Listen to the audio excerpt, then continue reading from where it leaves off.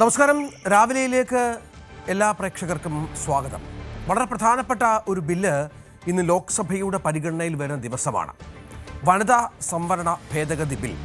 33% സംവരണം നമ്മുടെ വനിതകൾക്ക് ലഭിക്കാൻ പാകത്തിലുള്ള ഒരു ബില്ല്. അത് നിയമസഭാ സീറ്റുകൾ, ലോക്സഭാ സീറ്റുകളുടെ എണ്ണത്തിൽ ഒപ്പം മണ്ഡല പുനഃക്രമീകരണത്തിനൊക്കെ ഇടയാക്കാൻ സാഹചര്യമൊരുക്കുന്ന ഒരു ബില്ല്. ഇതുമായി ബന്ധപ്പെട്ട് വ്യത്യസ്ത അഭിപ്രായങ്ങൾ നമ്മുടെ രാഷ്ട്രീയ കക്ഷികളുടെ ഭാഗത്തുനിന്നുണ്ട്.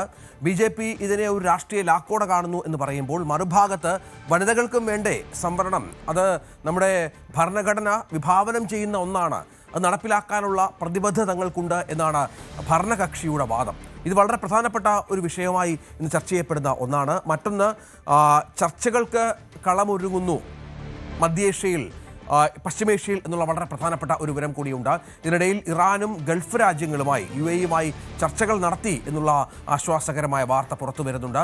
അമേരിക്ക ഇറാൻ ചർച്ച ഇസ്ലാമാബാദിൽ ഉണ്ടാകും എന്നും ട്രംപ് വ്യക്തമാക്കുന്ന പശ്ചാത്തലവും പ്രധാനമാണ്. ഇതിനടക്കം നിരവധി വാർത്തകളുണ്ട്. നമുക്ക് തലക്കെട്ടുകൾ നോക്കാം വളരെ പെട്ടെന്ന്.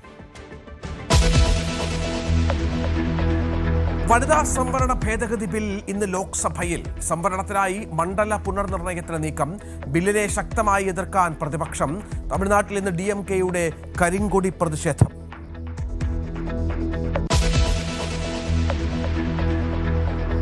പശ്ചിമേഷ്യയിൽ വീണ്ടും ചർച്ചകൾക്ക് വഴിയൊരുങ്ങുന്നു.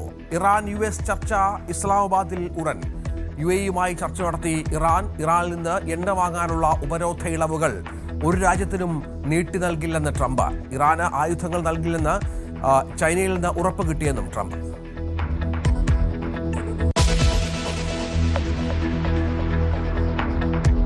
നിതിൻ രാജിന്റെ മരണത്തിൽ കോളേജിൽ ആരോഗ്യ സർവകലാശാല അന്വേഷണ സമിതിയുടെ തെളിവെടുപ്പിന് അധ്യാപകരിൽ നിന്നും വിദ്യാർത്ഥികളിൽ നിന്നും മൊഴിയെടുക്കും. ആരോപണ വിധേയരായ അധ്യാപകർ ഇപ്പോഴും ഒളിവിൽ.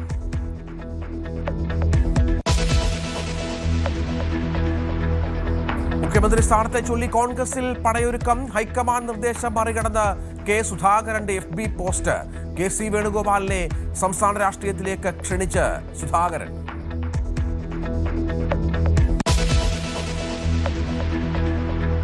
IPL-ൽ ലക്നൌവിനെ 5 വിക്കറ്റിന് തകർത്ത് ബാംഗ്ലൂർ. ഇന്ന് മുംബൈ പഞ്ചാബ് പോരാട്ടം.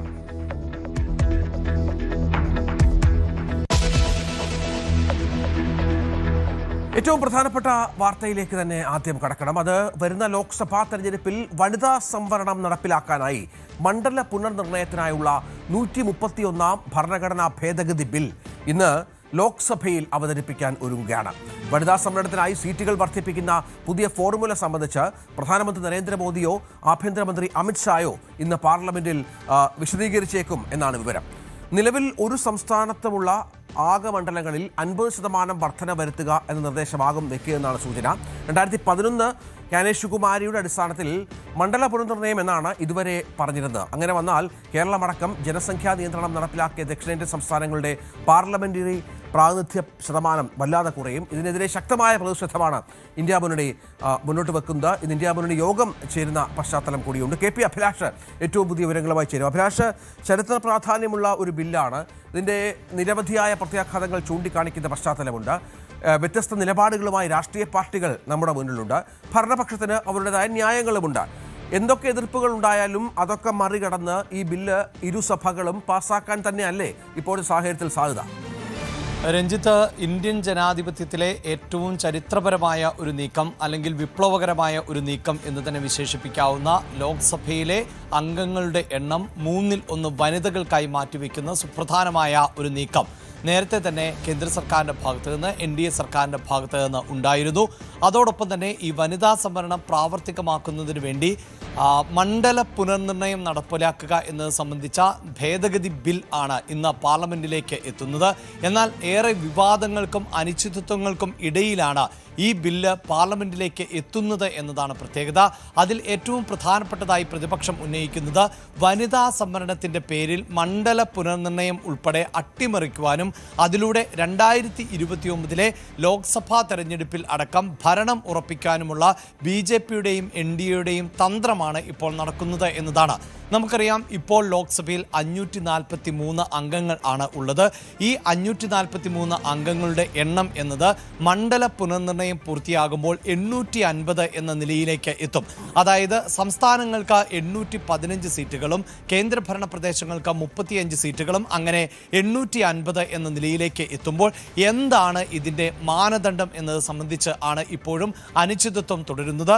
അതായത് ഒരു സമിതിയെ രൂപീകരിക്കുമെന്നും ആ സമിതിയായിരിക്കും ഓരോ സംസ്ഥാനങ്ങളിലെയും ലോക്സഭാ സീറ്റുകളുടെ എണ്ണത്തിൽ വരുത്തേണ്ട വർധനവ് സംബന്ധിച്ച് തീരുമാനം എടുക്കുക എന്നതുമാണ് ഇപ്പോൾ കേന്ദ്ര സർക്കാരിൻ്റെ ഭാഗത്ത് നിന്നും ഉള്ള അറിയിപ്പ് എന്നാണ് പ്രതിപക്ഷ അംഗങ്ങൾ പറയുന്നത്. അതോടൊപ്പം തന്നെ ജനസംഖ്യാ അനുപാതത്തിൽ ആയിരിക്കും ഈ മണ്ഡലങ്ങളുടെ പുനർനിർണയം നടത്താൻ പോകുന്നത് എന്നതുകൂടിയാണ് പ്രതിപക്ഷം പറയുന്നത്. അങ്ങനെ ജനസംഖ്യ അടിസ്ഥാനത്തിൽ ആണ് ഇത്തരത്തിൽ മണ്ഡല പുനർനിർണയം നടത്തുന്നത് എങ്കിൽ ദക്ഷിണേന്ത്യൻ സംസ്ഥാനങ്ങൾക്ക് അത് വലിയ തോതിൽ നഷ്ടം ഉണ്ടാക്കും എന്നുള്ളതാണ് പ്രതിപക്ഷ ഈ ദക്ഷിണേന്ത്യൻ സംസ്ഥാനങ്ങൾക്ക് പ്രത്യേകിച്ച് കേരളത്തിനൊക്കെ 2011 സെൻസസ് മാത്രം അടിസ്ഥാനമാക്കിയാണ് എങ്കിൽ 23 സീറ്റുകൾ ലഭിക്കാനുള്ള സാധ്യത മാത്രമാണുള്ളത്. നമുക്കറിയാം ഇപ്പോൾ 20 സീറ്റുകളുണ്ട്. എന്നാൽ 50% എന്ന ഫോർമുല ജനസംഖ്യാ വർധനയ്ക്ക് പുറമെ സീറ്റുകളിൽ ഒരു 50% വർധനവ് എന്ന ഫോർമുലയിലേക്ക് ഒരുപക്ഷെ കേന്ദ്രം കടക്കും. അങ്ങനെയാണ് ചില പ്രശ്നപരിഹാര ശ്രമങ്ങൾ നടക്കുന്നത്. അങ്ങനെയെങ്കിൽ 30ലേക്ക് എത്തും. അതായത് നമ്മുടെ 140 നിയമസഭാ സീറ്റ് എന്നുള്ളത് അത് നേരെ 210 ആവും. അങ്ങനെ ഒരു ഫോർമുല മുന്നോട്ട് വെച്ചാൽ പ്രതിപക്ഷം എതിർക്കാൻ സാധ്യതയുണ്ടോ? രഞ്ജിത്ത്, തീർച്ചയായും ആ ഫോർമുലയെ പ്രതിപക്ഷം അതിശക്തമായി തന്നെ എതിർക്കും. അതിൻ്റെ കാരണത്തിലേക്ക് വരാം. രഞ്ജിത്ത് സൂചിപ്പിച്ചതുപോലെ തന്നെ അതായത് ജനസംഖ്യ ആനുപാതികമായിട്ടാണ് മണ്ഡലങ്ങൾ നിർണ്ണയിക്കുന്നത് എങ്കിൽ ദക്ഷിണേന്ത്യൻ സംസ്ഥാനങ്ങൾക്ക് വലിയ നഷ്ടമാണ് സംഭവിക്കാൻ പോകുന്നത്. അതായത് രാജ്യത്ത് ജനസംഖ്യാ നിയന്ത്രണം നടപ്പിലാക്കണം എന്നത് പതിറ്റാണ്ടുകൾക്ക് മുമ്പുള്ള തീരുമാനമായിരുന്നുവെങ്കിലും ഉത്തരേന്ത്യൻ സംസ്ഥാനങ്ങളിൽ അത് കാര്യക്ഷമമായി നടപ്പിലാക്കാൻ സാധിച്ചില്ല. എന്നാൽ കേരളം ഉൾപ്പെടെയുള്ള സംസ്ഥാനങ്ങൾ ഈ ജനസംഖ്യാ നിയന്ത്രണം എന്നത് കാര്യക്ഷമമായി നടപ്പിലാക്കി. അതുകൊണ്ട് തന്നെ ഇന്ത്യയുടെ ആകെ ജനസംഖ്യ പരിശോധിച്ചാൽ അതിൻ്റെ 80% ഇപ്പോൾ ഉത്തരേന്ത്യൻ സംസ്ഥാനങ്ങളിൽ ആണ്. അതോടൊപ്പം തന്നെ 20% മാത്രമാണ് ദക്ഷിണേന്ത്യൻ സംസ്ഥാനങ്ങളിലുള്ളത്. അപ്പോൾ ജനസംഖ്യ ആനുപാതികമായിട്ടാണ് മണ്ഡലങ്ങൾ പുനർനിർണ്ണയിക്കുന്നത് എങ്കിൽ കേരളം പോലെയുള്ള സംസ്ഥാനത്തിന് ഏതാണ്ട് 23 ലോക്സഭാ മണ്ഡലങ്ങൾ മാത്രമായിരിക്കും ഉണ്ടാവുക. അതേസമയം ഉത്തർപ്രദേശ് എന്ന സംസ്ഥാനത്ത് നമ്മൾ പരിഗണിക്കുക, അവിടെ ഇപ്പോൾ 80 ലോക്സഭാ സീറ്റുകളുണ്ട്. 24 കോടി ജനങ്ങൾ ഉള്ള ഒരു സംസ്ഥാനമാണ് ഉത്തർപ്രദേശ്. ആ ജനസംഖ്യ ആനുപാതികമായിട്ടാണ് എങ്കിൽ ഉത്തർപ്രദേശിൽ ഒരു പക്ഷേ 120 150 ഒക്കെ ലോക്സഭാ സീറ്റുകൾ ഉണ്ടാകും എന്നതാണ് പശ്ചാത്തലം.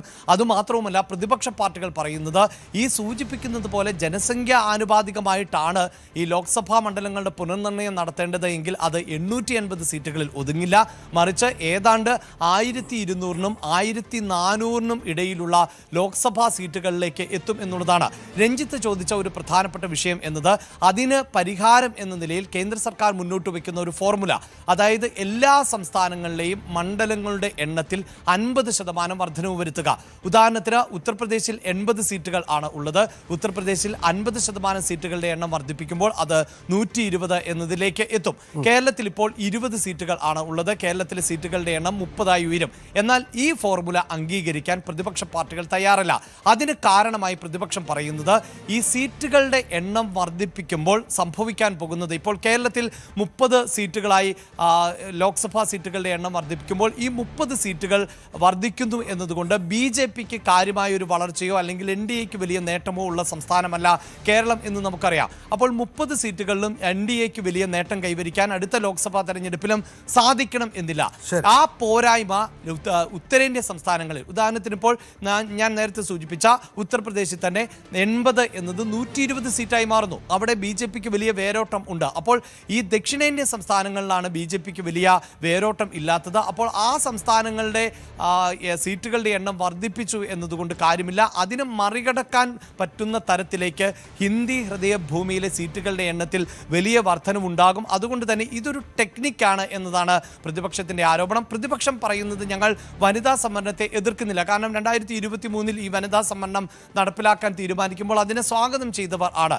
എന്തുകൊണ്ട് നിലവിലെ 543 നിയമസഭാ സീറ്റുകളിൽ 33% സംവരണം നടപ്പിലാക്കാൻ കേന്ദ്ര സർക്കാർ തയ്യാറാകുന്നില്ല? അങ്ങനെ ഒരു സംവരണം നടപ്പിലാക്കാനാണ് കേന്ദ്ര സർക്കാർ ആലോചിക്കുന്നത് എങ്കിൽ തീർച്ചയായും അതിനോട് 100% പിന്തുണയ്ക്കും എന്നാണ് പ്രതിപക്ഷ പാർട്ടികൾ പറയുന്നത്. കേരള മുഖ്യമന്ത്രി ഇന്ന് വളരെ പ്രധാനപ്പെട്ട സുപ്രധാനമായ ആ ബിൽ ലോക്സഭയുടെ പരിഗണനയ്ക്ക് വരികയാണ് എന്നുള്ളതാണ്. 2011 സെൻസസ് അടിസ്ഥാനമാക്കി ഉള്ള പുനർനിർണയമാണ്. ഒപ്പം ഒരു 50% ഫോർമുല കൂടി കേന്ദ്രം മുന്നോട്ട് വെക്കുന്നുണ്ട്.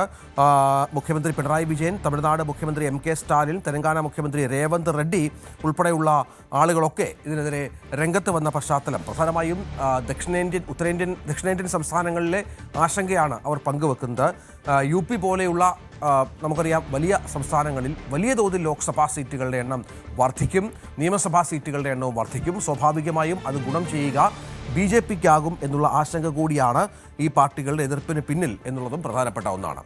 ഇന്ന് തമിഴ്നാട്ടിലുടനീളം കരിങ്കൊടി പ്രതിഷേധമുണ്ടാകും. ഏപ്രിൽ 23 നടക്കുന്ന തമിഴ്നാട് നിയമസഭാ തെരഞ്ഞെടുപ്പ് പ്രചാരണത്തിന്റെ അവസാന ഘട്ടമായതോടെ കേന്ദ്ര സർക്കാരിന്റെ മണ്ഡല പുനർനിർണയ ബില്ലിനെതിരെയാണ് തമിഴ്നാട് മുഖ്യമന്ത്രി MK സ്റ്റാലിന്റെ നേതൃത്വത്തിൽ പ്രതിഷേധം നടക്കുക. ഗൗരി ഏറ്റവും പുതിയ വിവരങ്ങളുമായി ചേരും. ഗൗരി, ഈ വിഷയത്തിൽ പ്രതിഷേധം ഉന്നയിച്ച മുഖ്യമന്ത്രിമാരിൽ ഒരാൾ MK സ്റ്റാലിനാണ്. തെരഞ്ഞെടുപ്പ് പശ്ചാത്തലം കൂടി ചേർത്ത് വെക്കണം ഈ പ്രതിഷേധത്തിന്. എന്താണ് തമിഴ്നാട്ടിലെ ഇതിന്റെ ഒരു സ്വഭാവം?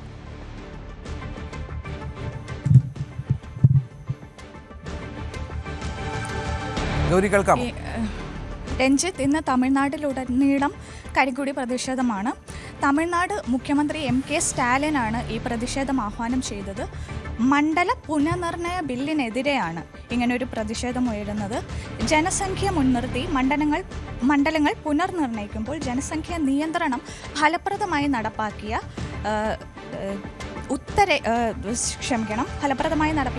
നടപ്പിലാക്കിയ തമിഴ്നാട് അടക്കമുള്ള സംസ്ഥാനങ്ങൾക്ക് പാർലമെന്റിൽ അധികാരം കുറയാൻ, അതായത് സീറ്റുകളുടെ എണ്ണം കുറയാൻ സാധ്യതയുണ്ട്. ഇതിനെ മുൻനിർത്തിയാണ് ഇങ്ങനെ ഒരു പ്രതിഷേധം വരുന്നത്. അപ്പോൾ രാജ്യത്തിന് വേണ്ടി സംഭാവന ചെയ്ത സംസ്ഥാനങ്ങൾക്ക് ഒരു ശിക്ഷയാണോ ഇത് എന്നത് പ്രധാനമന്ത്രി നരേന്ദ്രമോദിയോട് ഒരു ചോദ്യമായി സ്റ്റാലിൻ ചൂണ്ടിക്കാട്ടിയിരുന്നു. മാത്രമല്ല, ഈ ജനസംഖ്യാ വർധനവ് നിയന്ത്രിക്കാത്ത ഉത്തരേന്ത്യൻ സംസ്ഥാനങ്ങൾക്ക് ഇതൊരു അഡ്വാൻറ്റേജായി വരികയും ചെയ്യും. അവർക്ക് പാർലമെൻറ്റിൽ കൂടുതൽ അധികാരം ലഭിക്കാൻ ഈ നീക്കം കാരണമാകും. കേന്ദ്രത്തിൻ്റേത് തീക്കളിയാണെന്നും ഇതിൻ്റെ പ്രത്യാഘാതം കേന്ദ്രം നേരിടേണ്ടി വരും എന്നും സ്റ്റാലിൻ മുന്നറിയിപ്പ് നൽകിയിരുന്നു. രാജ്യത്തിൻ്റെ പുരോഗതിക്കായി ദക്ഷിണേന്ത്യൻ സംസ്ഥാനങ്ങൾ നൽകിയ വലിയ സംഭാവനയ്ക്കെതിരെയാണ് ഈ നീക്കമെന്നും പറഞ്ഞു. എന്തായാലും നമുക്കിന്ന് തമിഴ്നാട്ടിലെ വീടുകളിലും പൊതുസ്ഥലങ്ങളിലും കരിങ്കൊടി കാണാൻ സാധിക്കും. ഗൗരിയാണ് വിവരങ്ങൾ പങ്കുവച്ചത്. തമിഴ്നാട് മുഖ്യമന്ത്രി MK സ്റ്റാലിന്റെ നേതൃത്വത്തിൽ DMKയുടെ പ്രതിഷേധം തമിഴ്നാട്ടിലുണ്ടാകും. നമുക്കറിയാം, ഇന്ന് അവതരിപ്പിക്കാനിരിക്കുന്ന വനിതാ സംവരണ ഭേദഗതി ബില്ലുമായി ബന്ധപ്പെട്ട് ഒരുപക്ഷെ കേരളത്തിലും സമാനമായി തന്നെ പ്രതിഷേധങ്ങൾക്ക് സാധ്യതയുണ്ട്. തെലങ്കാനയിൽ മുഖ്യമന്ത്രി രേവന്ത് റെഡ്ഡി ഇതിനെതിരെ രംഗത്ത് വന്ന പശ്ചാത്തലം കൂടിയുണ്ട്. വലിയ നീക്കങ്ങൾ പ്രതിപക്ഷത്തിൻ്റെ ഭാഗത്തിന് ഇതിനെതിരെ ഉണ്ടാകുന്നു എന്നുള്ളതാണ് ഏറ്റവും പ്രധാനം. അടുത്ത വ്യാഴാഴ്ച 1ാം ഘട്ട വോട്ടെടുപ്പ് നടക്കുന്ന ബംഗാളിൽ തെരഞ്ഞെടുപ്പ് പ്രചാരണം അവസാന ലാപ്പിലേക്ക് കടക്കുകയാണ്. മുഖ്യമന്ത്രി മമതാ ബാനർജിയെ കടന്നാക്രമിച്ചാണ് BJPയുടെ പ്രചാരണം. ബംഗാളിന് ലഭിക്കേണ്ട കേന്ദ്ര ആനുകൂല്യങ്ങൾ മമതാ ബാനർജി സർക്കാർ ബോധപൂർവം നഷ്ടപ്പെടുത്തുന്നു എന്ന ആരോപണമാണ് കേന്ദ്ര ധനമന്ത്രി നിർമ്മല സീതാരാമൻ അടക്കമുള്ള BJP നേതാക്കൾ ഉന്നയിക്കുന്നത്. ബംഗാളിൽ അധികാരത്തിൽ വന്നാൽ ഡാർജിലിംഗിലെ ഗൂർഖ പ്രശ്നം പരിഹരിക്കുമെന്നും അക്രമാസക്തമായ പ്രക്ഷോഭങ്ങളുടെ പേരിലെടുത്ത കേസുകൾ പിൻവലിക്കുമെന്നും കേന്ദ്ര ആഭ്യന്തരമന്ത്രി അമിത്ഷാ വാഗ്ദാനം ചെയ്തു. തൃണമൂൽ നേതാക്കളെ തെരഞ്ഞുപിടിച്ചു പരിശോധിക്കുന്ന കേന്ദ്രസേന തന്റെ കാറും പരിശോധിക്കാൻ ശ്രമിച്ചതായി മുഖ്യമന്ത്രി മമതാ ബാനർജി ആരോപിച്ചു. ബംഗാളിലെ ആദ്യഘട്ട വോട്ടെടുപ്പിനായി 2407 കേന്ദ്രസേനാ കമ്പനികളെയാണ് നിയോഗിച്ചിട്ടുള്ളത്. ബീഹാർ ചരിത്രത്തിലെ ആദ്യ BJP മുഖ്യമന്ത്രിയായി സമ്രാട് ചൗധരി ഇന്നലെ സത്യപ്രതിജ്ഞ ചെയ്തെങ്കിലും മന്ത്രിസഭാ വികസനം ബംഗാൾ തെരഞ്ഞെടുപ്പിന് ശേഷമേ ഉണ്ടാകൂ. മുഖ്യമന്ത്രിക്ക് പുറമെ ഉപമുഖ്യമന്ത്രിമാരായി JDU-വിൽ നിന്നും ബിജേന്ദ്ര പ്രസാദ് യാദവും വിജയകുമാർ ചൗധരിയുമാണ് ഇന്നലെ സത്യപ്രതിജ്ഞ ചെയ്തത്. ആഭ്യന്തരം, പൊതുഭരണം, റവന്യൂ, ആരോഗ്യം, കൃഷി തുടങ്ങിയ 29 വകുപ്പുകളുടെ ചുമതല മുഖ്യമന്ത്രി സമ്രാട് ചൗധരി ഏറ്റെടുത്തു. ജലവിഭവം, വിദ്യാഭ്യാസം, ഗ്രാമവികസനം അടക്കം 10 വകുപ്പുകൾ വിജയകുമാർ ചൗധരിക്കും, ധനകാര്യം, ഊർജ്ജം അടക്കം 8 വകുപ്പുകൾ വിജേന്ദ്ര പ്രസാദ് യാദവിനുമാണ് നൽകിയിരിക്കുന്നത്.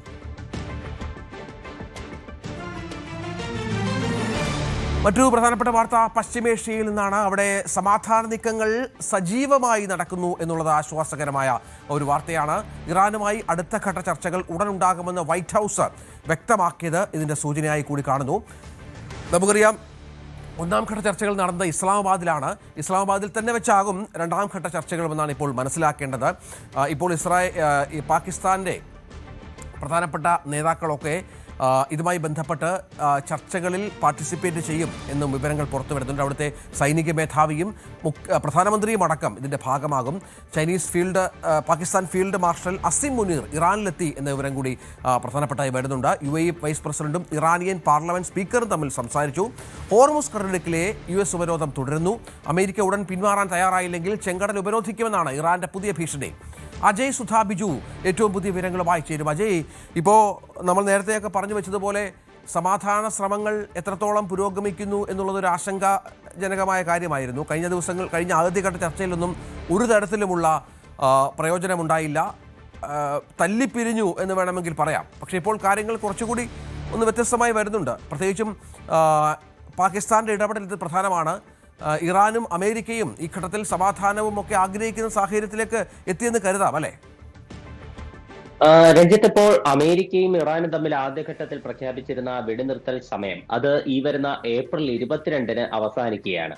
അപ്പോൾ ഈ അവസാനിച്ചു കഴിഞ്ഞാൽ അടുത്ത് വീണ്ടും ഒരു സംഘർഷം പശ്ചിമേഷ്യയിൽ ഉടലെടുക്കുമോ എന്ന് എല്ലാവരും തീർച്ചയായിട്ടും ആശങ്കയോടെ നോക്കിക്കാണുന്നുണ്ട്. പ്രത്യേകിച്ച് ഹോർമുസ് കടലിടുക്കിൽ ഉൾപ്പെടെ സംഘർഷ സാധ്യത അത് ഇപ്പോഴും സജീവമായി തന്നെ നിലനിൽക്കുകയാണ്. എന്നാലും നേരത്തെ നിശ്ചയിച്ചിരുന്ന ആ ഒരു വെടിനിർത്തൽ അതിലൊരു ലംഘനം വേണ്ട എന്ന് ഉദ്ദേശിച്ചാണ് ഇരു രാജ്യങ്ങളും സംയമനം പാലിക്കുന്നത്. അമേരിക്കയാണെങ്കിലും ഇറാനുമാണെങ്കിലും മേഖലയിലെ ഒരു സംഘർഷങ്ങൾ നിർത്തിവെച്ചിരിക്കുന്നത് ഇത് കാരണമാണ്. മാത്രമല്ല, ഇസ്രായേൽ ഇറാനുള്ളിൽ സൈനിക നീക്കങ്ങൾ തുടരും എന്ന് നേരത്തെ തന്നെ അറിയിച്ചതുമാണ്. അപ്പോൾ അവരും ഈ വെടിനിർത്തൽ കാലയളവ് അവസാനിക്കുന്നതിനായിട്ട് അവരും ഒന്ന് നോക്കിയിരിക്കുന്നുണ്ട്. അപ്പോൾ ഈ മേഖലയിലുള്ള സാഹചര്യം അത് വീണ്ടും കലുഷിതമാകാതിരിക്കാനുള്ള ശ്രമങ്ങൾ അമേരിക്കയുടെ ഭാഗത്തു നിന്നും അതുപോലെ തന്നെ ഇറാന്റെ ഭാഗത്തു നിന്നും നടക്കുന്നു എന്ന് നമുക്ക് നിലവിലെ സാഹചര്യത്തിൽ കാണാൻ കഴിയും.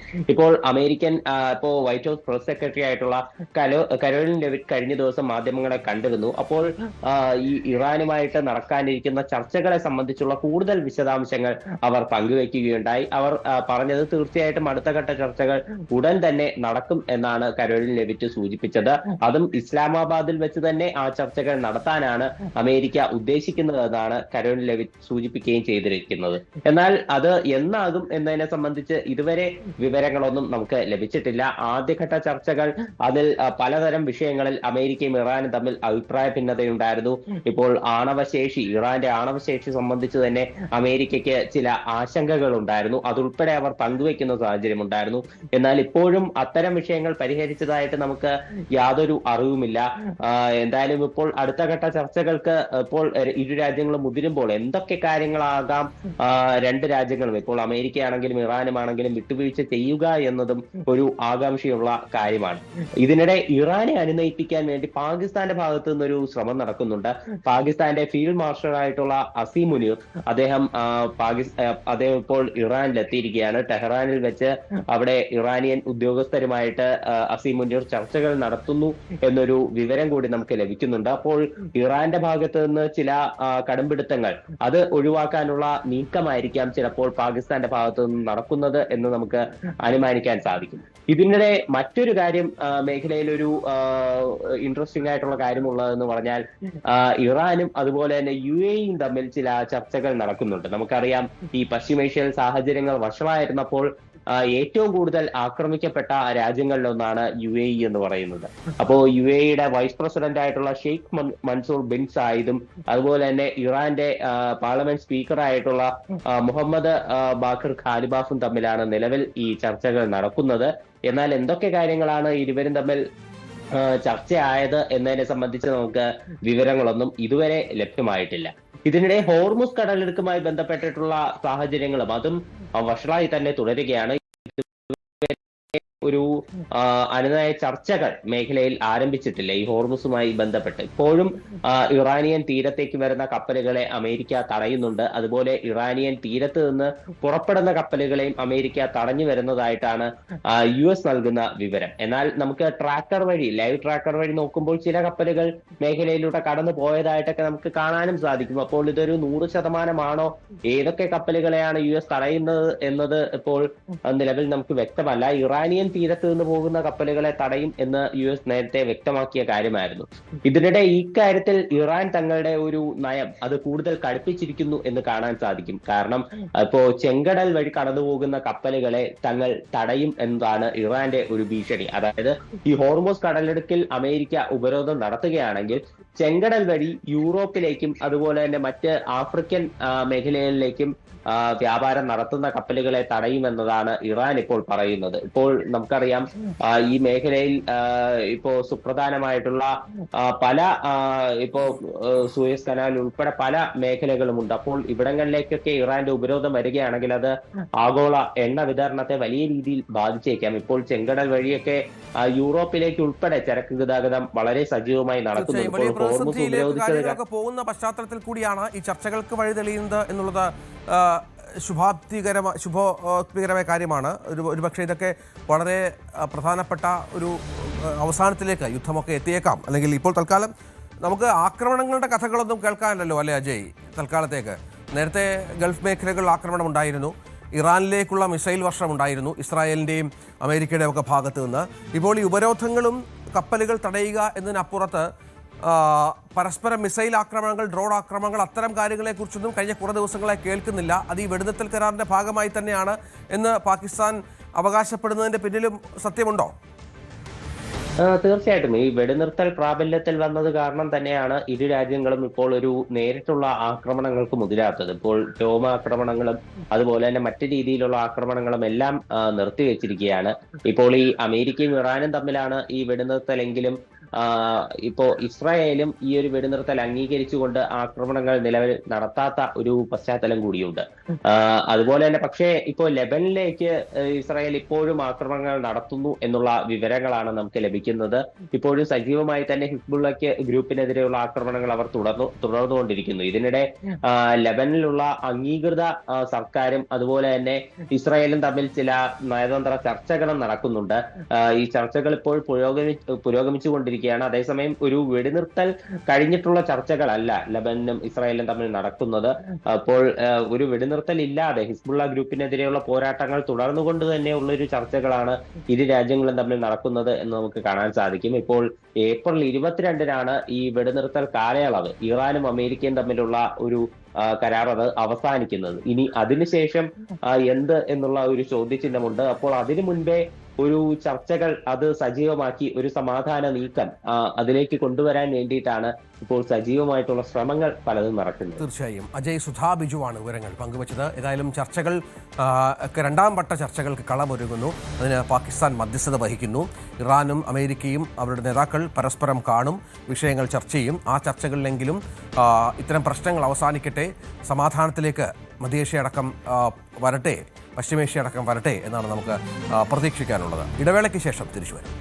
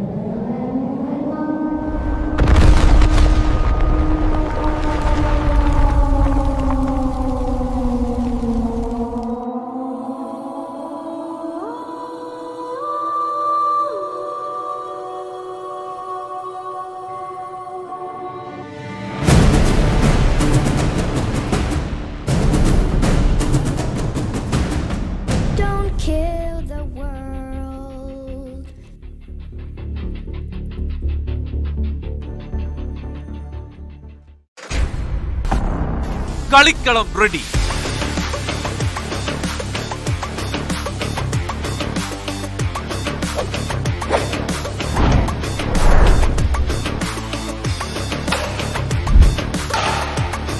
കേരളം എന്ന വലിയ കോട്ടിൽ ഇനി പോരാട്ടം മുറുകുന്നു.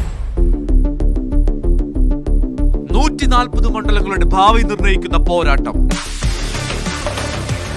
നെറ്റിന് അപ്പുറവും ഇപ്പുറവും അതികായന്മാർ. കേരളം വിധിയെഴുതുന്ന മഹാപോരാട്ടം. തെരഞ്ഞെടുപ്പ് വാർത്തകളുടെ വേഗമേറിയ കളം. കാണുക ദ ഇലക്ഷൻ ചാനൽ. വാർത്തകൾ നമ്മളെ തേടി വരും. വേഗവും സമയവും ചിലപ്പോൾ വ്യത്യാസപ്പെട്ടേക്കാം.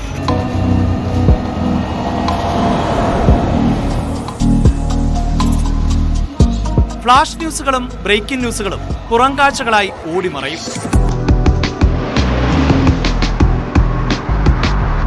കാഴ്ചകൾ വിശാലമായിരിക്കണം. ഒരു വശം മാത്രമല്ല, എല്ലാ വശവും നമ്മളിലേക്ക് എത്തണം.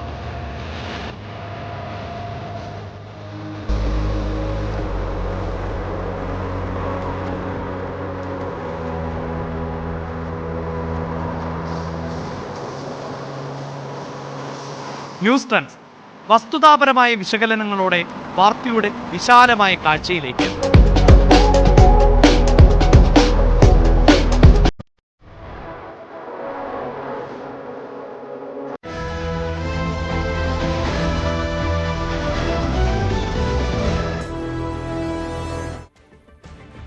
അഞ്ചരക്കണ്ടി മെഡിക്കൽ കോളേജിലെ 1ാം വർഷ BDS വിദ്യാർത്ഥി നിതിൻ രാജിന്റെ മരണത്തിൽ ആരോഗ്യ സർവകലാശാല അന്വേഷണ സമിതി ഇന്ന് കോളേജിൽ തെളിവെടുപ്പ് നടത്തും. സർവകലാശാല ഗവേണിംഗ് കൗൺസിൽ അംഗം മേജർ ജനറൽ അജിത് നീലകണ്ഠന്റെ നേതൃത്വത്തിലാണ് തെളിവെടുപ്പ്. ഡോക്ടർ റാമിനെ പുറത്താക്കുന്ന ഉൾപ്പെടെ എല്ലാ ആവശ്യങ്ങളിലും നടപടി ഉണ്ടാകുന്നതുവരെ ക്ലാസ് ബഹിഷ്കരിച്ചുള്ള സമരം തുടരുകയാണ് അവസാന വർഷ വിദ്യാർത്ഥികൾ. കോളേജിലെ പൂർവ്വ വിദ്യാർത്ഥികളും കോളേജിനെതിരെ രംഗത്ത് വന്നിട്ടുണ്ട്. KV ബൈജു വിവരങ്ങൾ പങ്കുവെക്കും. ബൈജു, ഇപ്പോൾ നമുക്ക് വേണ്ടത് ഇത്തരത്തിൽ നടപടികളോ എന്താണ് ഇതുമായി ബന്ധപ്പെട്ട പുറത്താക്കലോ ഒന്നുമല്ല. ഈ കുറ്റക്കാർ ശിക്ഷിക്കപ്പെടണം വളരെ കൃത്യമായി. ഇവരെ കണ്ടുപിടിക്കണം. ഇവരൊളിവിലാണ് 2 അധ്യാപകരും. അവരെ പിടിക്കാൻ നമ്മുടെ പോലീസ് സംവിധാനത്തിന് സാധിക്കുകയും ചെയ്യും. അർഹമായ ശിക്ഷയും നൽകണം നിയമപരമായി തന്നെ. ഈ സസ്പെൻഷനൊക്കെ അത് വെറും എന്താണ് ഒരു പടം മാത്രമാണ്. വീണ്ടും സർവീസിലേക്കൊക്കെ അവർക്ക് തിരിച്ചെത്താം. എന്താണ് ഇപ്പോഴത്തെ അന്വേഷണ സംഘത്തിൻ്റെ ഒരു നിഗമനം? ഇവർക്കായുള്ള തിരച്ചിൽ പുരോഗമിക്കുന്നുണ്ടോ?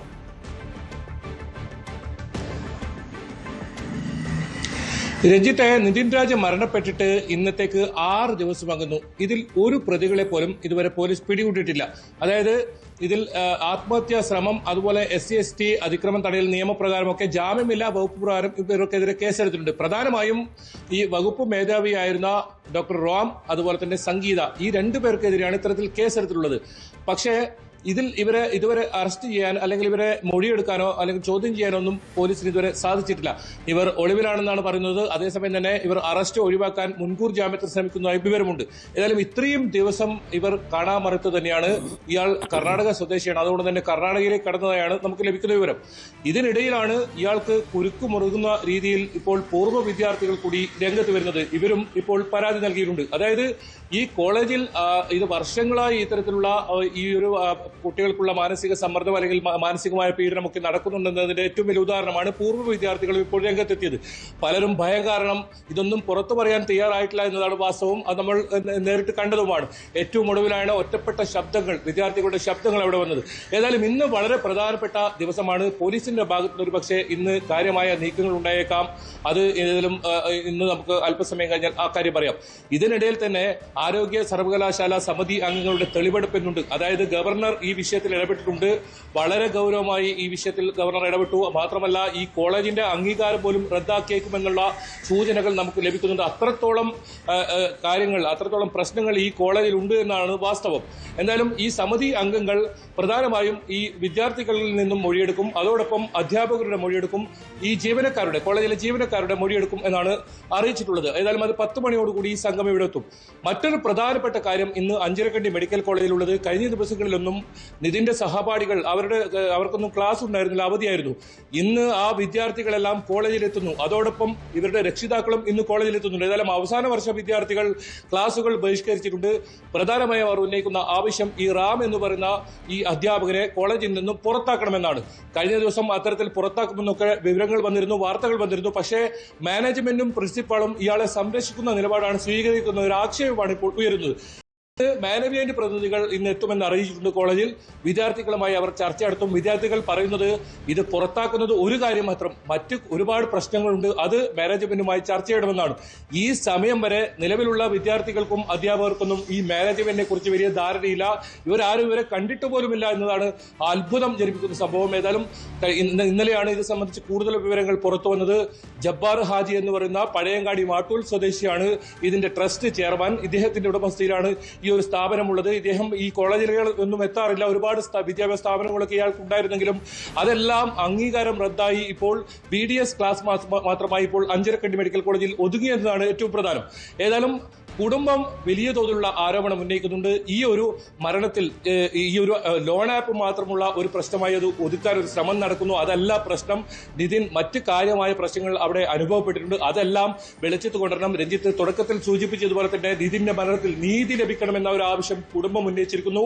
സഹപാഠികളും അത് തന്നെയാണ് പറയുന്നത്. ഇന്ന് കൂടുതൽ സഹപാഠികളുടെ പ്രതികരണങ്ങൾ ഉണ്ടായേക്കാം. അവരൊന്നും ഇതുവരെ നമ്മൾ കണ്ടിട്ടില്ല. അവരൊന്നും ഇതുവരെ അവധിയായതുകൊണ്ട് തന്നെ പുറത്തു വന്നിട്ടില്ല. പിന്നീട് ഇവർക്ക് 1ാം വർഷ വിദ്യാർത്ഥികളായതുകൊണ്ട് തന്നെ അവിടെ തുടർന്ന് പഠിക്കുന്നത് കൊണ്ട് തന്നെ മാനേജ്മെന്റിനെതിരെയോ അല്ലെങ്കിൽ ഈ പ്രിൻസിപ്പലിനെതിരെയോ ഒക്കെ പ്രതികരിച്ചാൽ അത് ഇവരുടെ ഭാവിയെ തന്നെ ബാധിക്കുമെന്നുള്ളതുകൊണ്ട് തന്നെ അവരൊക്കെ ഈ പ്രതികരണങ്ങൾ വളരെ കുറവായിരുന്നു. ഇന്ന് അതല്ല സ്ഥിതി. രക്ഷിതാക്കൾക്ക് എത്തുന്നു. അവർക്കൊരു ഉറപ്പ് നൽകണം, അവർക്കൊരു ഉറപ്പ് കിട്ടണം. അതായത് ഈ ഒരു വിദ്യാർത്ഥികളുടെ ഭാവി സംബന്ധിച്ച അനിശ്ചിതത്വം, അതോടൊപ്പം നിതിൻ രാജിന് എന്ത് സംഭവിച്ചു എന്ന കാര്യം, അത്തരം പ്രതികരണങ്ങളെല്ലാം ഒന്നും ഉണ്ടായേക്കാം.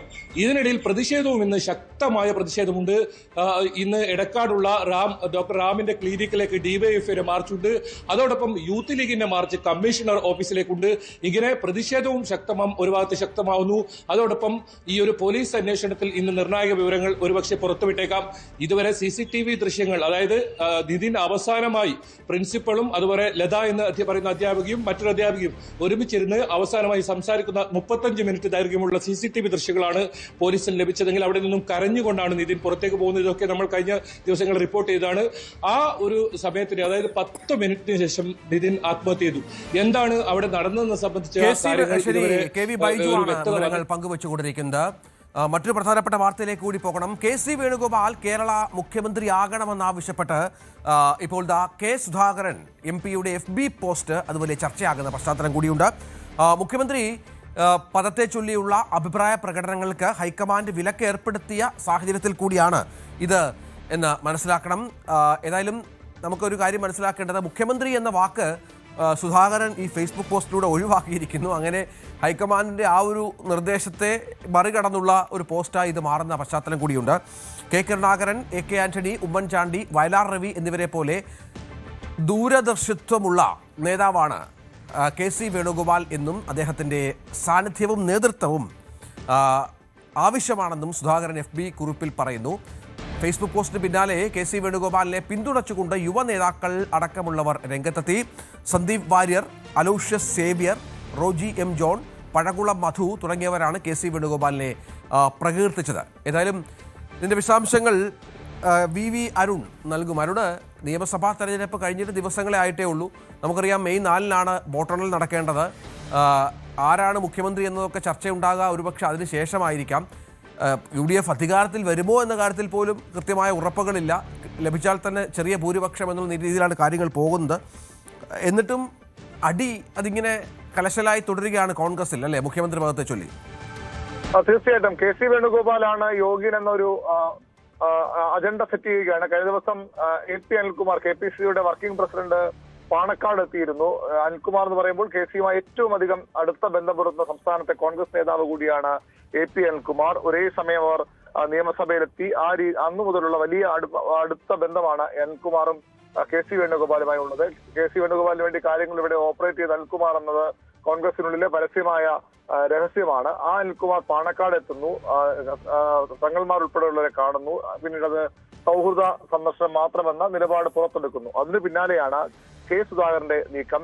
KC വേണുഗോപാൽ മുഖ്യമന്ത്രിയാകണമെന്ന് സുധാകരൻ പറയുന്നില്ല. പക്ഷേ ഏറ്റവും, അതായത് ലീഡർ K കരുണാകരനും ഉമ്മൻചാണ്ടിയും AK ആന്റണിയും വയലാർ രവിയും അടക്കമുള്ള ഏറ്റവും പ്രധാനപ്പെട്ട നേതാക്കളുടെ പട്ടികയിലാണ്. ഇതിൽ വയലാർ രവി മാത്രമാണ് മുഖ്യമന്ത്രിയാകാതെ പോയ നേതാവ്. പക്ഷെ അദ്ദേഹം കേന്ദ്ര സർക്കാരിലടക്കം വളരെ പ്രധാനപ്പെട്ട പദവി വഹിച്ച നേതാവാണ്. ആ തലത്തിലേക്ക് ദൂരദർശിത്വമുള്ള നേതാവായാണ് KC വേണുഗോപാലിനെ ഈ ഫേസ്ബുക്ക് പോസ്റ്റിൽ കെ സുധാകരൻ ഉയർത്തിക്കാട്ടുന്നത്. അതായത് മുഖ്യമന്ത്രി ആകണമെന്ന് അദ്ദേഹം നേരിട്ട് പറയുന്നെങ്കിൽ പോലും KC വേണുഗോപാൽ തന്നെ കേരളത്തിൽ ഭരണം കിട്ടിയാൽ UDF-നെ നയിക്കാനെന്ന കൃത്യമായ ഒരു സന്ദേശം ആവശ്യമാണ് കെ സുധാകരൻ മുന്നോട്ട് വയ്ക്കുന്നത്. VD സതീശനെതിരെയുള്ള ശക്തമായ നീക്കത്തിന് നേരത്തെ ഈ തെരഞ്ഞെടുപ്പ് തൊട്ടു പിന്നാലെ രമേശ് ചെന്നിത്തല മുഖ്യമന്ത്രിയാകണമെന്ന നിലപാടെടുത്തയാളാണ് കെ സുധാകരൻ. അവിടെ നിന്ന് അദ്ദേഹം വീണ്ടും യു-ടേൺ എടുക്കുകയാണ്, നിലപാട് മാറുകയാണ്. KC വേണുഗോപാലിലേക്ക് എത്തുകയാണ് കെ സുധാകരൻ. അപ്പോഴും ഏറ്റവും പ്രധാനപ്പെട്ട കാര്യം VD സതീശൻ മുഖ്യമന്ത്രി ആകരുത് എന്നൊരു നിലപാടിന്റെ ഭാഗമായാണ്. VD സതീശനാണ് തന്റെ സീറ്റ് നിഷേധിച്ചതെന്ന ഒരു വിലയിരുത്തൽ, ഒരു വിശ്വാസം കെ സുധാകരനും അദ്ദേഹത്തെ അനുകൂലിക്കുന്നവർക്കുമുണ്ട്. അതുകൊണ്ടാണ് VD സതീശനെതിരെ നീക്കമായി വേണം ഇതിനെ വിലയിരുത്താൻ. അതിന് തൊട്ടു പിന്നാലെ അതിന്റെ പിന്തുണയുമായി കോൺഗ്രസിലെ യുവ നേതാക്കൾ അടക്കം രംഗത്ത് വരുന്നു എന്നുള്ളത് കൂടിയാണ് ശ്രദ്ധിക്കേണ്ടത്. ഇതിൽ തെരഞ്ഞെടുപ്പിൽ മത്സരിച്ച ആളുകളാണ് സന്ദീപ് വാര്യരും റോജി എം ജോണും പഴകുളം മധുവും. റോജി എം ജോൺ അങ്കമാലിയിൽ ജയിക്കുമെന്ന് ഏറെക്കുറെ ഉറപ്പാണ്. അലോഷ്യസ് സേവ്യർ KSUവിന്റെ സംസ്ഥാന അധ്യക്ഷനാണ്. സീറ്റ് കിട്ടാത്തതിൽ വലിയ പ്രതിഷേധമുള്ള ഒരു യുവ നേതാവ് കൂടിയാണ്. ഫേസ്ബുക്ക് പോസ്റ്റ് ഇടുകയും പിന്നീട് അത് തന്റേതല്ല എന്ന പതിവ് നേതാക്കളുടെ പല്ലവി പറയുകയും ചെയ്ത, അല്ലെങ്കിൽ ഇത് നിഷേധിക്കുകയും ചെയ്ത അലോഷ്യസ് സേവ്യർ ഉണ്ട്, പഴകുളം മധു ഉണ്ട്. റാന്നിയിൽ മത്സരിച്ച നേതാവാണ്.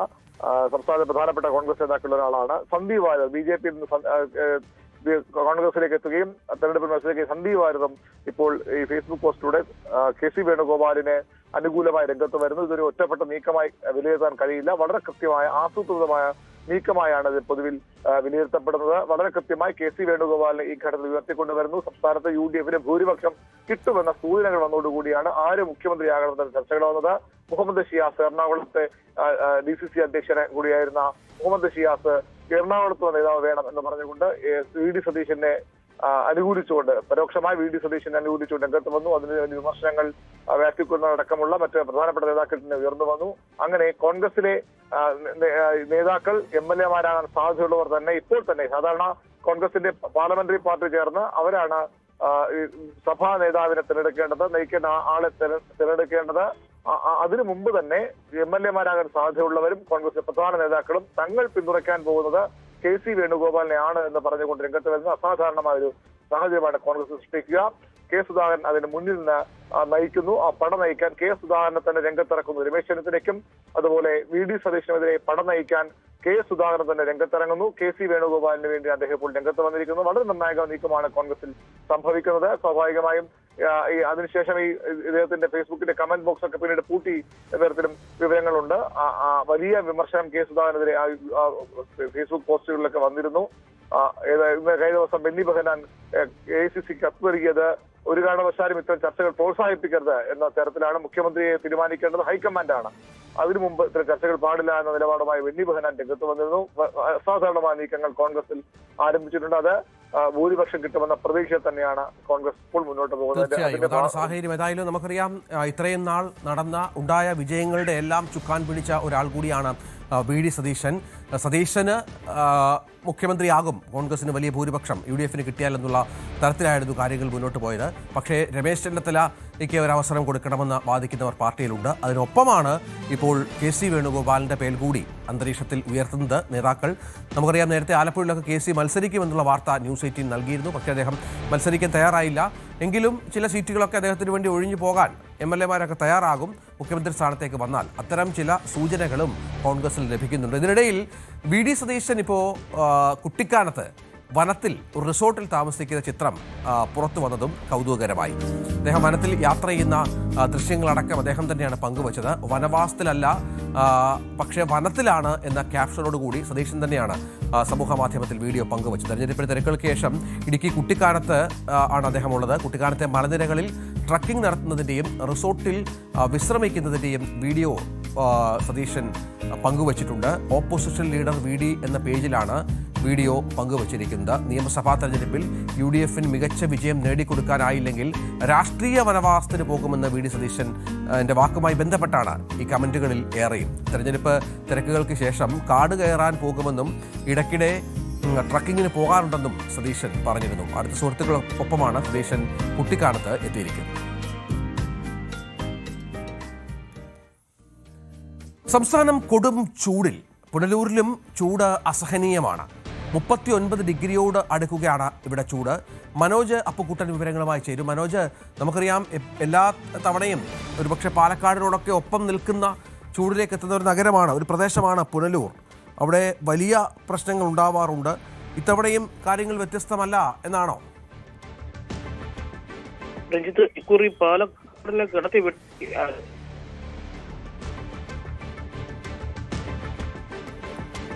കേൾക്കാമോ മനോജ്? പുനലൂരിൽ ഹലോ, കേൾക്കാമോ മനോജ്? കേൾക്കാമെങ്കിൽ പറയാം. രഞ്ജിത്ത്, അതിശക്തമായ ചൂടാണ്. ഇല്ല മനോജ്, പ്രശ്നമുണ്ട്. ടെലിഫോൺ ബന്ധത്തിൽ പ്രശ്നമുണ്ട്, റേഞ്ചിന്റെ പ്രശ്നം കാണിക്കുന്നുണ്ട്. ഏതായാലും വലിയ ചൂട് അനുഭവപ്പെടുന്നു പുനലൂരിൽ എന്നുള്ളതാണ്. 39 ഡിഗ്രിയിലേക്ക് കാര്യങ്ങൾ എത്തുക എന്ന് പറയുമ്പോൾ നമുക്ക് മനസ്സിലാകും അതിൻ്റെ ഒരു അസഹനീയത വളരെ വലുത് തന്നെയാണ്. മനോജ് വിവരങ്ങൾ പങ്കുവെക്കാൻ ശ്രമിക്കുന്നുണ്ട്. ഏതായാലും പുനലൂർ പോലെയുള്ള ഒരു പ്രദേശം പലപ്പോഴും വർഷങ്ങളായി തന്നെ കൊടും ചൂടിൻ്റെ വേനൽക്കാലത്ത് പിടിയിൽ അമരുന്ന ഒരു പ്രദേശം കൂടിയാണ്. മനോജ്, കേൾക്കാമെങ്കിൽ തുടരാം. അതിശക്തമായ ചൂടാണ് രഞ്ജിത്ത് പുനലൂരിൽ അനുഭവപ്പെടുന്നത്. 2 ദിവസം മുമ്പ് 39 ഡിഗ്രി അധികം ചൂട് ലഘൂകരണമായി പുനലൂർ മാറിക്കഴിഞ്ഞു. റെക്കോർഡ് ചൂടാണ് അനുഭവപ്പെടുന്നത്. മുൻ വർഷങ്ങളെ അപേക്ഷിച്ച് ഏപ്രിൽ മാസത്തിൽ ഇത്രയധികം ചൂട് ഉണ്ടായിട്ടില്ല. ഇത് ആദ്യമായാണ് 39 ഡിഗ്രി ചൂട് പുനലൂരിൽ രേഖപ്പെടുന്നത്. ചൂട് കഠിനമായതോടെ മനോജാണ് വിവരങ്ങൾ പങ്കുവെച്ചുകൊണ്ടിരിക്കുന്നത്. ഏതായാലും പുനലൂരിലെ ചൂട് സഹിക്കാവുന്നതിൻ്റെ പരിധി കവിയുന്നു എന്നുള്ള ഏറ്റവും പ്രധാനപ്പെട്ട വിവരം കൂടിയാണ് മനോജ് ഇപ്പോൾ നൽകുന്നത്. ഇതിനിടയിൽ പാലക്കാട്ടേക്ക് പോയാൽ അവിടെ വേനൽ ചൂട് അവിടെയും കടക്കുകയാണ്. ഇന്നലെ രാവിലെ 8 മണിക്ക് തന്നെ കൊല്ലങ്കോട് താപനില 30 ഡിഗ്രി സെൽഷ്യസ് കടന്നു എന്ന് പറയുമ്പോൾ അതിൻ്റെ ഒരു ഗൗരവം നമ്മൾ ആലോചിക്കണം. 10 ആയപ്പോഴേക്ക് അത് 35.9 ഡിഗ്രി സെൽഷ്യസായി ഉയർന്നു എന്നുള്ളതാണ്. ഉച്ചയ്ക്ക് 2 മണിക്ക് 39 ഡിഗ്രി സെൽഷ്യസും 3 മണിയോടെ ഏറ്റവും ഉയർന്ന താപനിലയായ 39.9, അതായത് 40 ഡിഗ്രി സെൽഷ്യസിലേക്ക് പാലക്കാട്ടെ താപനില ഉയരുക എന്ന് പറയുമ്പോൾ അതിൻ്റെ ഒരു പ്രശ്നം ഒന്ന് ആലോചിക്കണം. വൈകുന്നേരം 4:45 ആയപ്പോഴും ഇതേ ചൂട് തുടർന്നു, 40 ഡിഗ്രിക്ക് അടുത്ത് ചൂട് തുടർന്നു എന്നുള്ളതാണ് പാലക്കാട്ടെ സാഹചര്യം. ഏതായാലും ജനങ്ങൾ വലിയ ആശങ്കയിലും വലിയ ബുദ്ധിമുട്ടിലുമാണ്. നമുക്കറിയാം ചൂടത്തൊക്കെ ജോലി ചെയ്യുന്ന നിരവധി ആളുകളുണ്ട്. പോലീസുകാർ, ഓട്ടോറിക്ഷ തൊഴിലാളികൾ, ടാക്സി ഡ്രൈവർമാർ, ഒപ്പം തൊഴിലാളികൾ, നിർമ്മാണ തൊഴിലാളികൾ, ഒപ്പം സ്കൂളുകളിലേക്ക് മറ്റും പോകുന്ന വിദ്യാർത്ഥികൾക്ക് ഈ പ്രശ്നമുണ്ടാകും. ജോലിക്ക് പോകുന്നവരുണ്ടാകാം. സൂര്യാഘാതമടക്കം ഉള്ള പ്രശ്നങ്ങൾ വരും ദിവസങ്ങളിൽ ഉണ്ടാകാനുള്ള സാധ്യതകൾ കൂടി കാലാവസ്ഥാ നിരീക്ഷണ കേന്ദ്രം പങ്കുവെക്കുന്നുണ്ട്. ആവശ്യമായ വെള്ളം കരുതുക, പരമാവധി കുട ഉപയോഗിക്കുക, വെയിലടിക്കാതിരിക്കാൻ, നേരിട്ട് സൂര്യപ്രകാശം ഏൽക്കാതിരിക്കാൻ കുട അല്ലെങ്കിൽ എന്തെങ്കിലും അത്തരം സംവിധാനങ്ങൾ ഉപയോഗിക്കുക, വെയിലത്ത് കഴിവതും യാത്രകൾ കുറയ്ക്കുക എന്നുള്ള നിർദ്ദേശങ്ങളൊക്കെയാണ് ഇപ്പോൾ ആരോഗ്യ വകുപ്പിൻ്റെയും മറ്റും ഭാഗത്ത് നിന്ന് ഉള്ളത്. വെള്ളം കുടിക്കുക എന്നുള്ളത് ഏറ്റവും പരമപ്രധാനമായ ഒന്നായി ആരോഗ്യവകുപ്പ് മുന്നോട്ട് വെക്കുന്നുണ്ട്. ഇക്കുറി തൃശൂർ പൂരത്തിന് പാറമേൽക്കാവിൽ അമ്പയുടെ തിടമ്പേറ്റാൻ ഒരുങ്ങുകയാണ് കൊല്ലം തൃക്കടവൂരിൻ്റെ അഭിമാനമായ ഗജരാജരത്നം തൃക്കടവൂർ ശിവരാജു. തിരുവിതാംകൂർ ദേവസ്വം ബോർഡിൻ്റെ ഉടമസ്ഥതയിലുള്ള ശിവരാജുവിന് വൈദ്യപരിശോധനകൾ പൂർത്തിയായതിനെ തുടർന്ന് ദേവസ്വം ബോർഡ് ഔദ്യോഗിക അനുമതിയും നൽകി. പൂരപ്പറമ്പിൽ തലയുയർത്തി നിൽക്കുന്ന ശിവരാജുവിനെ കാണാനുള്ള ആവേശത്തിലാണ് അമ്പലപ്രേമികളും നാട്ടുകാരും.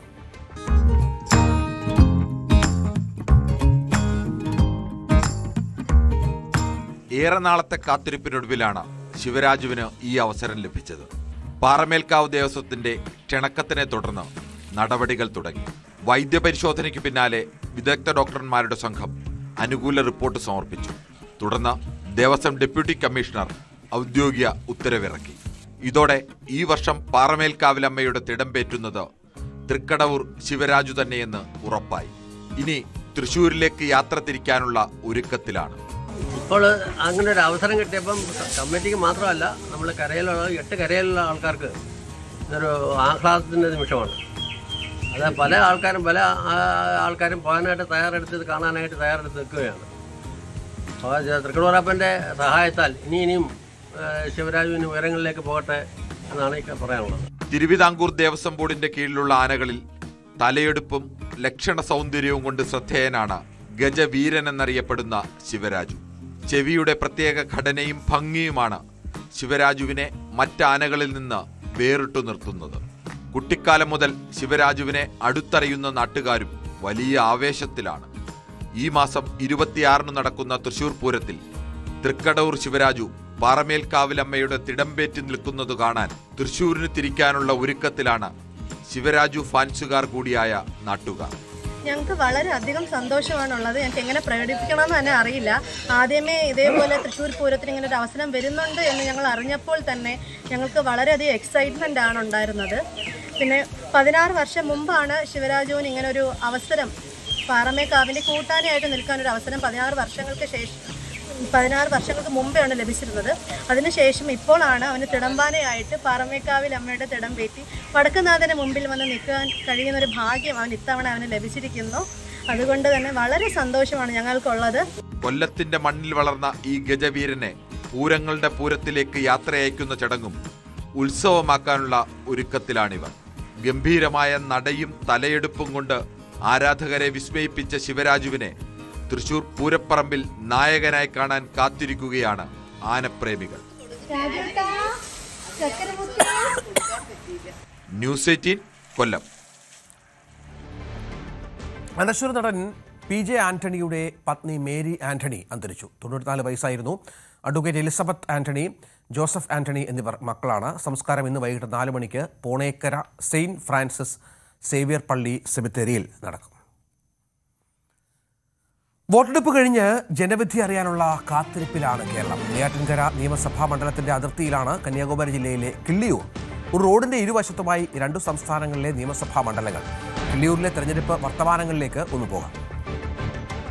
കേരളത്തിൽ തെരഞ്ഞെടുപ്പ് കഴിഞ്ഞിട്ട് വോട്ടെണ്ണലിന് വേണ്ടി കാത്തിരിപ്പാണ്. ആര് ജയിക്കുമെന്ന വലിയ ആകാംക്ഷയിലാണ് കേരളത്തിലെ ജനങ്ങളും അതുപോലെ തന്നെ മുന്നണികളുമെല്ലാം. ഞാനുള്ളത് ഇപ്പോൾ കേരളത്തിലാണ്. കേരളം എന്ന് പറയുമ്പോൾ നെയ്യാറ്റിൻകര മണ്ഡലത്തിൽ ഉൾപ്പെട്ട ഒരു പ്രദേശം. പക്ഷേ ഇവിടെ ഈ പ്രദേശത്ത് ഈ ഒരു കട സ്ഥിതി ചെയ്ത സ്ഥലം മാത്രമാണ് കേരളത്തിലുള്ളത്, നെയ്യാറ്റിൻകര മണ്ഡലത്തിലുള്ളത്. അതിന് പുറകുവശത്ത് ഈ കടയ്ക്ക് ഒരു ചെറിയൊരു ചായക്കടയും പഴക്കടയും ഒക്കെയാണ്. തൊട്ട് പിന്നിൽ വന്നാൽ അവിടെ തമിഴ്നാടിന്റെ പ്രദേശമാണ്. തമിഴ്നാട് കന്യാകുമാരി ജില്ലയിൽപ്പെട്ട കിള്ളിയൂർ നിയമസഭാ മണ്ഡലമാണ്. ഈ കടയുടെ തൊട്ടു പുറകിൽ വരുന്ന സ്ഥലങ്ങൾ മുഴുവൻ ഈ ഭാഗമൊക്കെ വരുന്നത് കിള്ളിയൂർ മണ്ഡലമാണ്. നമുക്ക് അവിടെ തന്നെ തൊട്ടടുത്ത് ഈ കേരളത്തിൽ തെരഞ്ഞെടുപ്പ് നടന്നതിന്റെ ബാക്കിയായി എൻ ശക്തന്റെ ആൻസലിന്റെ നെയ്യാറ്റിൻകര മണ്ഡലത്തെ സ്ഥാനാർത്ഥികളുടെ പോസ്റ്ററുകളൊക്കെ കാണാം.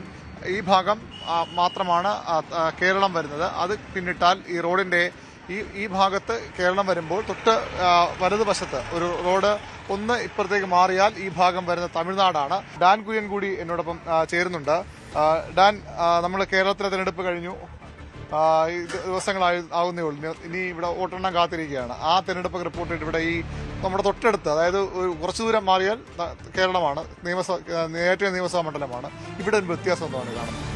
ഇവിടെ നമ്മുടെ നിശബ്ദ പ്രചാരണത്തിൻ്റെ ദിവസം എന്താണോ പ്രതീതി, അതാണ് ഇവിടുത്തെ ഒരു സാഹചര്യം തോന്നുന്നു. കാരണം ഒരു ബഹളങ്ങളില്ല, അല്ലെങ്കിൽ ആൾത്തിരക്കില്ല, പാർട്ടി പ്രവർത്തകർ കൂടി നിന്ന് ഈ ഇലക്ഷനെ പറ്റി ചർച്ച ചെയ്യുന്നില്ല. എല്ലാം വളരെ സാധാരണമായ കാഴ്ചകൾ മാത്രം. അതായത് ഒരു തരത്തിൽ പറഞ്ഞാൽ പൊതുജനങ്ങൾക്ക് ബുദ്ധിമുട്ടില്ലാതെ ഒരു തെരഞ്ഞെടുപ്പിന്റെ പ്രചാരണം അതെങ്ങനെ മുമ്പോട്ട് പോകാൻ. ഇപ്പൊ ഒരു റോഡിന്റെ അപ്പുറവും ഇപ്പുറവും 2 സംസ്ഥാനങ്ങളാണ്, നിയമസഭാ മണ്ഡലങ്ങളൊക്കെയാണ്. ഇത് ഒരു വശത്ത് കേരളത്തിലെ തെരഞ്ഞെടുപ്പ് ഇനി നടക്കാൻ പോവുകയാണോ എന്ന് തോന്നും. കാരണം ഈ പോസ്റ്റർ കാണുമ്പോൾ അതെ ഇവിടെ നമുക്ക് എവിടെ ഒരു പോസ്റ്റർ ഒന്നും കാണാൻ പറ്റുന്നില്ല. ഇവിടെ നിന്ന് ഉള്ളിലേക്ക് പോയാലേ അത് ഉള്ളൂ എന്നാണ് പറയുന്നത്. എന്റെ പേര് വേലിക്കുട്ടി. തമിഴ്നാട്ടിലാണ്. നേരത്തെ കേരളത്തിലായിരുന്നു അല്ലേ? ജനിച്ചത് അവിടെയാ. എവിടെയായിരുന്നു? നമ്മുടെ കുളത്തൂര്. കുളത്തൂര് അവിടെയാണ്. എത്ര നാളായിട്ട് ഇവിടെ ഉണ്ട്? എത്ര നാളായിട്ട് ഇവിടെ വന്നിട്ട് തമിഴ്നാട്ടിൽ? എന്റെ കുട്ടിപ്രായത്തെ വന്നു, ഒരു 5 വയസ്സ് പ്രായത്തില്. എങ്ങനെയുണ്ട് ഇവിടെ ഇവിടുത്തെ ഇലക്ഷനൊക്കെ? ഭരണമൊക്കെ സ്റ്റാലിന്റെ ഭരണമൊക്കെ എങ്ങനെയുണ്ട്? സ്റ്റാലിന്റെ ഭരണം ഇതുവരെ തന്നെ കഴിഞ്ഞ പ്രാവശ്യം 10 വർഷം 5 വർഷം കഴിഞ്ഞല്ലോ. ഇത് എന്റെ എനിക്കിടെ 2ാമത്തെ പീരീഡാണ്. പെൻഷനൊന്നുമില്ല, വലിയ അംഗങ്ങളും ഉള്ളതുപോലെയൊക്കെ കഴിഞ്ഞു വിടുന്നു. പെൻഷനൊക്കെ തരുന്നില്ലേ? പെൻഷനൊന്നും ഒരു കുറവില്ല. ഇല്ല. പെൻഷൻ എന്തൊക്കെ പെൻഷൻ ഉണ്ട്? നമുക്ക് വീട്ടിൽ 5 കിലോ അരി ഒരു കാർഡിന്, ഒരാളിന് 5 കിലോ അരി. പിന്നെ പെണ്ണുങ്ങൾക്ക് 1000 രൂപ മാസം റേഷൻ കട വഴി. പിന്നെ വണ്ടി ഫ്രീ, ചെറിയ റൂട്ടുകളല്ല, ബസ്സിൽ. പിന്നെ ഇനിയിപ്പോൾ ഇതൊക്കെ ഇനി ആര് വരുന്ന സർക്കാർ ചെയ്യാൻ പോകുന്നു? കുളത്തിലുണ്ടെങ്കിൽ പടയിൽ പായൂ. കുളത്തിലുണ്ടെങ്കിലേ പടയിൽ പായും. അപ്പൊ സ്റ്റാലിൻ തന്നെ വീണ്ടും പായും. എന്താ അതൊന്നും എനിക്ക് പറയാ, ഞാൻ അറിയാനല്ല. അത് ജനങ്ങളെ വിജയൊക്കെ സിനിമാ നടൻ വിജയൊക്കെ വരുന്ന മത്സരിക്കുന്ന അത് അവൻ ഇടയിൽ വന്ന് ഇടയിൽ പോകും. അവന് ഇതെല്ലാം അറിയാമോ? നടിയർ നടിച്ചവൻ മറ്റോ തത്ത ഇരുന്ന കാലത്ത് ലാലൻ അതിൽ തന്തയായിട്ട് അടിപെട്ട് തേറിയവരാണ്. കാര്യമില്ല. ADMK ഇല്ല, ജയലളിതയുടെ പാർട്ടിയൊക്കെ എപ്പോഴും ഇല്ലേ? ജയലളിത പോയില്ലയോ ഈ നാട് വിട്ട്? ചത്തവന്റെ ജാതം എഴുതിയിട്ട് കാര്യം എന്തുവാ? ചത്തവൻ പോയി. ഞാൻ വളരെ രസകരമായ പ്രതികരണമാണ് ഇദ്ദേഹത്തിന്. ഈ ചായ ഗ്ലാസ് ഇത് ഒരു നമ്മളിവിടെ എവിടെ പോയാലും കഴിക്കും, കഴിപ്പും കുടിപ്പും ഒക്കെയാണ് പ്രധാനമായിട്ട് പറയുന്നത്. അതെ, അതായത് നമ്മളിവിടെ ജ്യൂസിന് കൊടുക്കുന്ന ഗ്ലാസ് ആയിരുന്നു, ഇവിടെ ചായ കൊടുക്കുന്നത് ഈ ഗ്ലാസ്സിലാണ്. അതായത് നമ്മൾ എത്ര രൂപ ചായക്ക് എത്ര കേട്ടോ വില? ബൂസ്റ്റ് എത്രയാണ് വില? ചായക്ക് എത്ര വില? ചായക്ക് 10. നമ്മളിവിടെ ബൂസ്റ്റിന് 20 രൂപയാണ് ചെറിയൊരു ഗ്ലാസ്.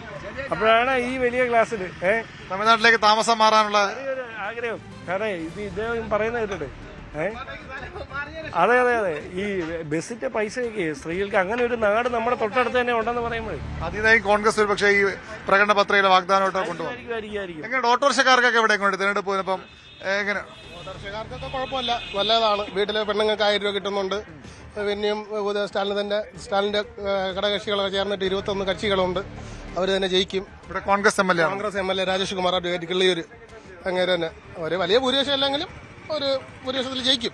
എങ്ങനെയാണ് ഇവിടുത്തെ ഈ കച്ചവടം? ചായയുടെ വലിയ ഗ്ലാസ്സൊക്കെ നമ്മൾ അവിടെ ജ്യൂസ് കുടിക്കുന്ന ഗ്ലാസ്സിലാണ് ഇവിടെ ചായ കൊടുക്കുന്നത്. അതെങ്ങനെയാണ്? പശുമ്പാലാണ്, വെള്ളം ഒഴിക്കത്തില്ല. അപ്പോൾ VV അരുണും ഡാൻ കുര്യനുമാണ് കിള്ളിയൂരിലെ തെരഞ്ഞെടുപ്പ് വർത്തമാനങ്ങളുമായി ചേർന്നത്. മറ്റൊരു പ്രധാനപ്പെട്ട വാർത്ത ഇപ്പോൾ നമുക്കിനി നമ്മുടെ സ്പെഷ്യൽ ഡേയിലേക്ക് ഒന്ന് പോകാം. ന്യൂസ് 18-ലെ ഞങ്ങളുടെ സഹപ്രവർത്തക ശരണ്യയുടെയും സുമേഷിൻ്റെയും 10ാം വിവാഹ വാർഷികമാണ് ഇന്ന്. രണ്ടുപേർക്കും എല്ലാ ആശംസകളും ന്യൂസ് 18-ന്റെ ഭാഗത്തു നിന്ന്, ഞങ്ങളുടെ ഭാഗത്തു നിന്ന് നൽകുകയാണ്. നല്ല ദിവസമായി ആഘോഷിക്കാനും രണ്ടുപേരോടും അഭ്യർത്ഥിക്കുന്നു. തിരുവനന്തപുരം കുറ്റിച്ചൽ സ്വദേശിനി അന്നയുടെ പിറന്നാളാണ് ഇന്ന്. ആശംസകൾ നേടുന്നത് മാതാപിതാക്കളായ ഷാജി, സുരമ്യ, ഒപ്പം സഹോദരൻ അക്ഷിത് എന്നിവർ. തിരുവനന്തപുരം വെങ്ങാനൂർ പുല്ലാനിമുക്ക് സ്വദേശികളായ ശ്രീലക്ഷ്മി, ജയലക്ഷ്മി എന്നിവർ ഇരുവരും ഇരട്ട സഹോദരിമാരാണ്. രണ്ടുപേർക്കും പിറന്നാൾ ആശംസകൾ നേരുന്നു. അപ്പോൾ രാവിലെ പൂർത്തിയാക്കുകയാണ്. നമുക്ക് പോലീസ് പെട്രോൾ കാണാം അടുത്തതായി. നമസ്കാരം.